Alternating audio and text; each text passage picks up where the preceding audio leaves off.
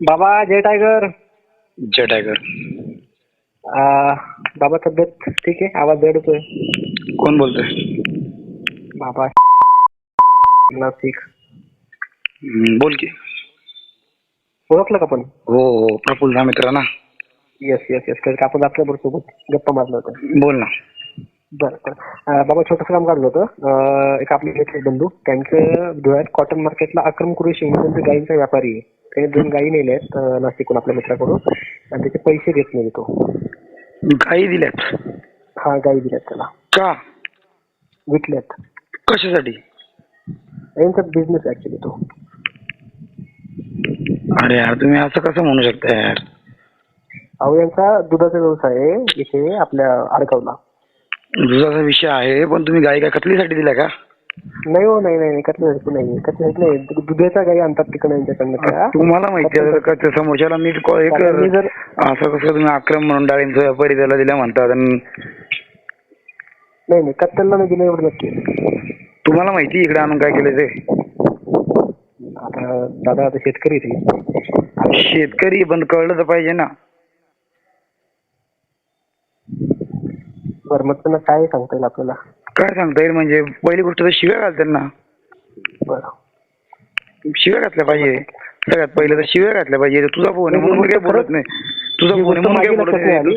दुसरं कोणी आणलं असेल माझ्याकडे तर शिव्या घातल्या असते मी तर.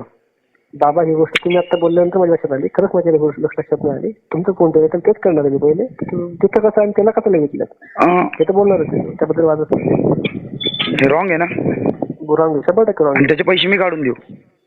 वा वा. काय अडचण नाही. नाही नाही बाबा, मी तुमच्या कामात टाकलं, तुम्ही मला हा शब्द बोललात हे मला आता क्लिक झालं. लिटरली सांगतो. आणि जो मित्र आहे तो कत्तरीसाठी विकणार नाही एवढी गॅरंटी, कारण मी काळगावचा शेतकरी चांगली. अरे त्याला काय माहिती इकडे आणून काय केलं काय नाही केलं? बरोबर, तो पण प्रश्न आहे. त्याला एक कळलं पाहिजे ना, देताना कुठे द्यावं. जो व्यक्ती त्याचा नाही सांभाळला जाते तुमच्याकडनं, तर कुठल्या तरी गोशाळेमध्ये देऊन टाका. हाय एवढे गोसेवक, सांभाळतील. बरोबर बाबा. बाबा लगेच त्याला फोन करून घोडे लावतो. घोडे नाही, चांगलेच घोडे लावून चांगलेच कान उघडतो. तुझ्याकडनं नसतील उघडले तर मला फोन कर, मला नंबर दे, मी उघडतो. 100% बाबा. आणि अशा गोष्टींची अपेक्षा पण करतोय अजून, एवढं करून पैशांची. बाबा खरंच सांगतो तुम्हाला, मी कत्तरीच्या आयुष्यात तुम्ही मला आता बोलल्यानंतर क्लिक झालं. लिटरली सांगतो, माझं काम चालू होतं. म्हटलं मी बाबांना एक फोन करून बघतो. बाबांनी उचलला तर लगेच बोलतो. तुम्ही उचला शब्द बोललात ना, नाही सांभाळले तर गोशाळेत देऊन टाका ना तुम्ही. आणि नंतर उद्या उठून आपण त्याच लोकांवरती ब्लेम करतो.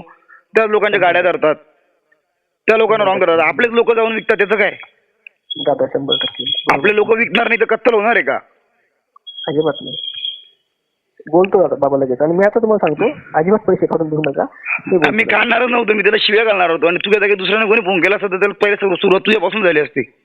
100% बाबा, 100%. अशा कामं जरा विचारपूर्वक करत जा. आपण कोण आहेत काय? चुकी झाली, तुम्हाला फोन लावून दिला. आणि मी आता ऍक्च्युली कत्तरीचा विषय मला लक्षात आला असता मला फोन नसता केला. तुम्हाला माहिती आहे बाबा, आपण कत्तर सोबत बघतोय. जर पैसे भेटणारच नव्हते तर गोशाळेमध्ये द्यायला अडचण काय होती? अडचण काय होती? 100%. आपणच असं करतो आणि मग नंतर आपण दुसऱ्या जातीला आपण नाव ठेवतो की लोक आमचं हे करतात ते करतात. नाही बाबा, मग काय आपले लोक जर देणार नाही तर तसं होणारच नाही. सुरुवात आपल्यापासून, इश्यू क्रिएटर आपण आहेत. बघ काय